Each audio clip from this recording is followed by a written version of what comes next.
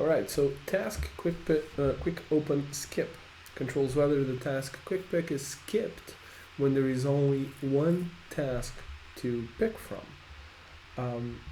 You know, if you only have one task, so imagine you only have you only had one task here. What's the point of the recently used tasks? There's only one, so you don't really need that, right? Because the point of having recently used tasks is that so you can quickly select them instead of having to scroll down the list, right? So if you only have one task, that's the task that's going to be automatically selected for you because it's the only one, and this menu always selects the first one by default. So having the settings set to true is actually very useful, so that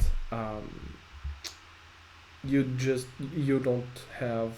don't end up with a single task and then the history for that single task. You can just show that one task and that's that.